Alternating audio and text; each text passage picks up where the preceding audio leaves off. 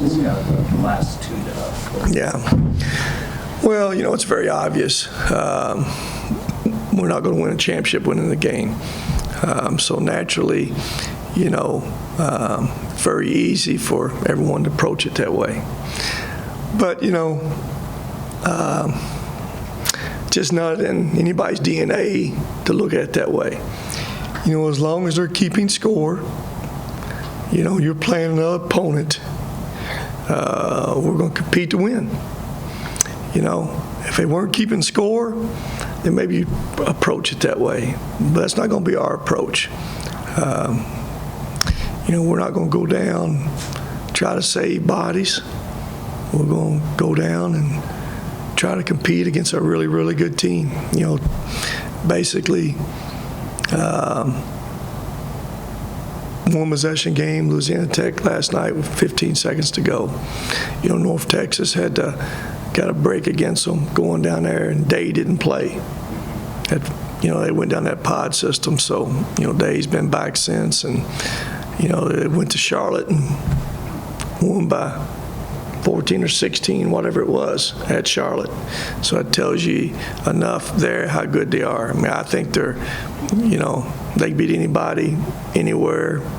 They're put together that way. They're big guys, really playing well as anybody in the league. And, he really hurt us the last time. He had 22 points against us last time. They got really good shooters around them, and Andrews and Jacobs and Lovett. Three guys can really shoot it. And Day's hard to keep out of that lane.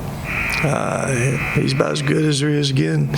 And that hadn't always been a strength of ours, keeping that, attacking point guard out of that lane. And they're going to spread that floor and make it very difficult. So, but to answer your question again, our approach is going to be the same. Hey, they keeping score. We're going to go down there and compete and try to win the game.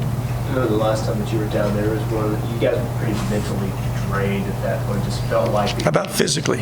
And physically, I mean, just drained in a lot of areas. You got some rest, but it'd be a different approach going into this time, right? Just how different will that help? Yeah, thinking back again, we played at Atlantic on that Thursday night and had an early game.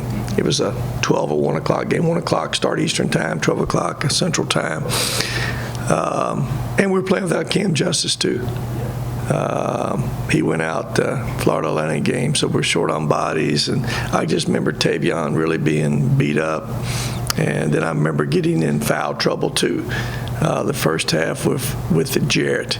So there's a combination of a lot of things didn't go very well. And still, again, at the end of the game, we fought back and made it a one possession game and had an 11-second call we got a timeout on. So those things that stands out about that game. But like I said earlier, they're really good. I like their team. I like their pieces. The early parts of this week sort of been like where it feels like a lot of emotions just have been spit the last two games. You had the Thursday game with Tavion, and then Sunday going the way that it did. Bouncing back from that as a coach, trying to regroup your team. What's this week been like? Well, it's always it's kind of as a human being and a coach, whatever. I think we all know what everybody went through Sunday afternoon. Players, coaches, fans, yourself, and everybody. Those kind of games hurt more than if you just get beat. If they just beat us, we wouldn't have been hurting near as bad. But kind of lose it the way we lost it, it really, really cut everybody's heart out. And as a player, they hurt just like everybody else does. Nobody misses anything on purpose, and winning, losing is a fine line, and so there's got to be a healing process. That's just where it is. It's human nature, and the good thing about athletics, and I preach this all the time, you got to stay off the peak and stay out of the valley. And we probably came off as high as a peak you come off of on Thursday night. Then you probably go down in the valley as deep as you could in that valley and get in that cellar even in that valley. That's how deep it was. But sometimes that's life. Stay off those plateaus, stay out of the valleys. And nothing's never as good as it seems. Nothing's never as bad as it seems. And those are things we talk about all the time. And there's a perfect example of, again, and that's one thing about athletics a lot of people don't understand, that there's no better life lessons than, being able to handle ups and downs, highs and lows. And that's athletics. And sometimes it ain't what happens to you, it's how you handle all that. And again, there is healing processes that take place. I mean, naturally, we're not going to come back Monday afternoon and, try to, go do things like we normally do. No. There's some healing. And you got to let time cure some things. So we were able to, Monday was off day for us. Tuesday we got back on the court and was able to take off again yesterday. And, young men, are pretty resilient. They bounce back some things, better than, older people do sometimes.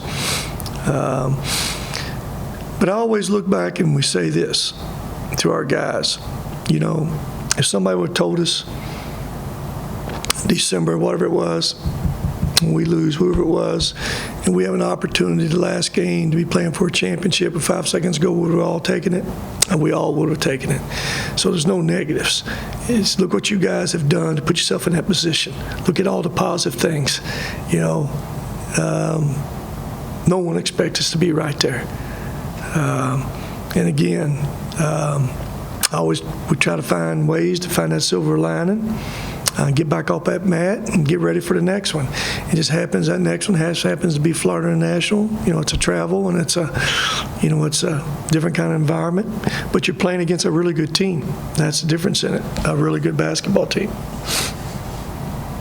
Coach, you had a Saturday's season finale with losses in 2 of your last 3. From your vantage point, just curious, how important is it to get a win on Saturday on the road against a good team and kind of head into next week's conference tournament with a little bit of momentum, or is it important at all? Well, it's always important to keep score, like I said, and the 2 to 3 has nothing to do with Florida National. Like I said, it has who you play, where you play them, and that's just where it is. I don't even look at that. I remember many times you lose a couple games, some people ask, what's wrong with your team? Well, there's nothing wrong with your team. It's who we played and where we played them at. We played a really good North Texas team on that court, and we lost a tough one here against Charlotte. That's the 2 of the 3. Again, winning and losing is a fine line. And you look at those 2 losses, I don't know if any lines can get any finer in either one of them. Charlotte's a tie game with last second shot. That one the other day is a tie game, 5 seconds. It's winning and losing. If you make those plays, then you're not even thinking that way.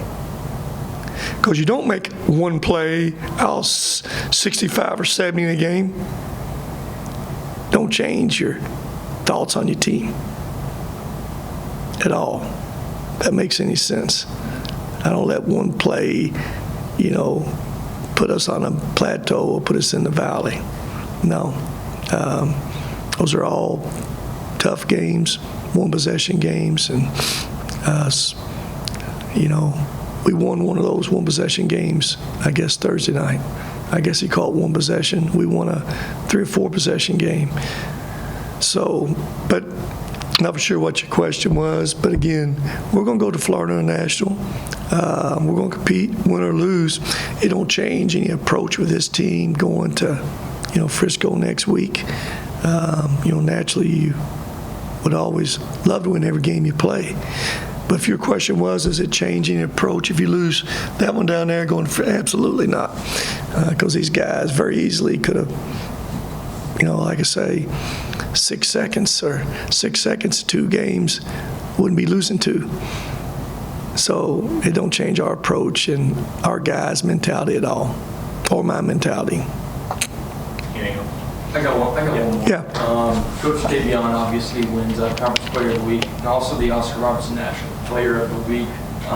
Just real quick, what are your thoughts on his performances last week, and he becomes the first Hilltopper to ever win National Player of the Week? Yeah. What does it say about the resilience that he has shown this year to put together 2 performances back to back?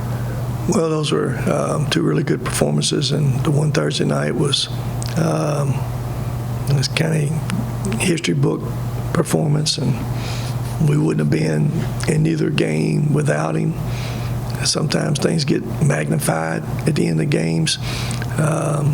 They were magnified against Louisiana Tech. He played great, and sometimes things get magnified the other way when they don't go great. But they were two really good performances.